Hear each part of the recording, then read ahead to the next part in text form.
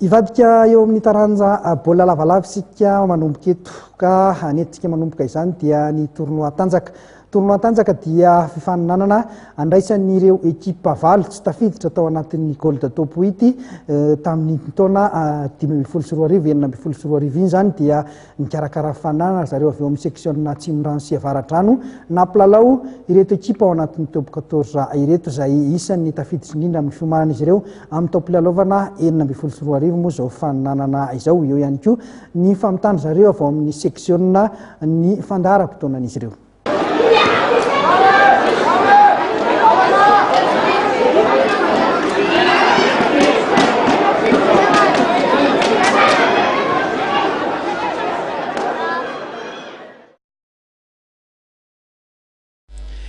Samy miezaka mampiseho ny tena lalao ireo ekipa valo ao amin'ny top 14 tsy tafiditra tao anatin'ny top 8 tamin'ny fiadinan'ny Gold Top 8 farany teo izay mandray anjara amin'ny faninanana tournoi tanjaka izay karakarain'ny section Atsimondrano sy Avaradrano mitambatra.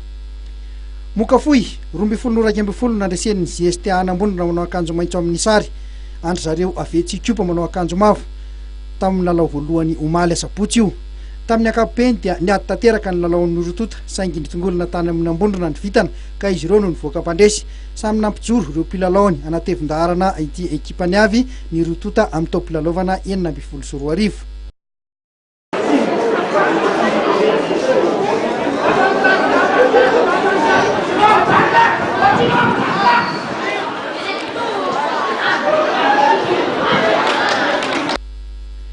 Ity arahantsika amin'ny sary ity kosa indray dia ny fiaonana teo amin'ny Besetroka manao akanjo manga amin'ny sary sy ny VTM Anatsalovana. Resin'ny Semino tamin'ny isa mazava 720 teto ny VTM Anatsalovana.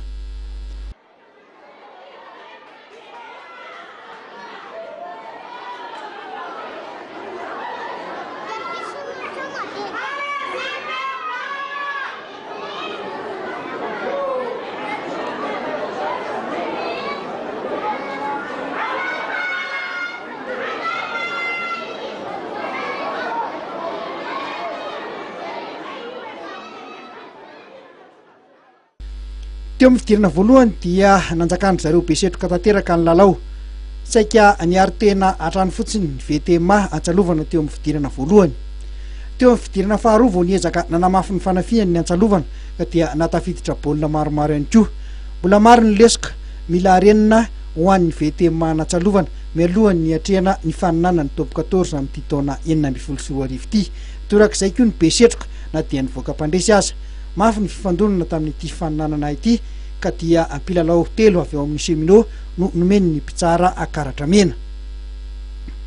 Teo amin'ny lalao androany kosa dia ny Stade Olympique de Lemirna dia nandresan'ny 15 family tamin'ny isa 5-5.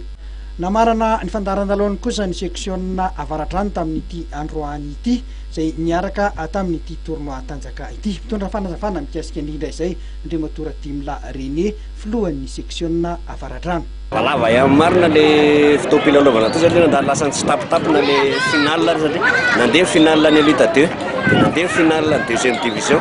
Zao zany zay eto mpamaranana ny troisième division championnat Avaradrano. Vita tanteraka androany zany zao ny anay Avaradrano championnat tanteraka daholo zany rehetrarehetra zay fanarahana tamin'le club tany amin'ny assemblée générale hoe coupe siombo fanarahana dia izy zany tanteraka somatsara daholo androany aloha dia isaorana manokana zany ireo filevana rehetrarehetra zay nanday anjara taty Avaradrano.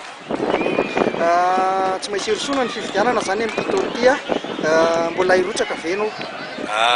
Tena marina tokoa zay zavatra zay hoe tsy maintsy hirosona ny fividianana amin'ity topilalaovana manaraka ity. Eto aloha zany dia tiako ny manambara fa miankina amin'ny filevana ihany zany hoe tsara ve ny fitantanana Andriamatoa président zay nitatana teo aloha sa manahoana. Ny ankapobeny aloha zany dia ny tena marina za zany mbola hirotsaka ho fidina ho filohan'ny section Avaradrano. Itoy amin'ny faran'ny herinandro zao zany ny andro fahatelo farany amin'ny fanitsanana ho amin'ny tournoi tanjaka.